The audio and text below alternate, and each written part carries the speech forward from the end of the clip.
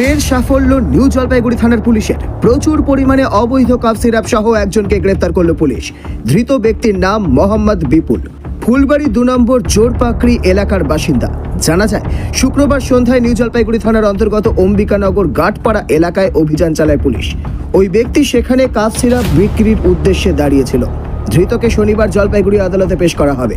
ঘটনায় আরও কারা জড়িত রয়েছে তার তদন্ত শুরু করেছে পুলিশ।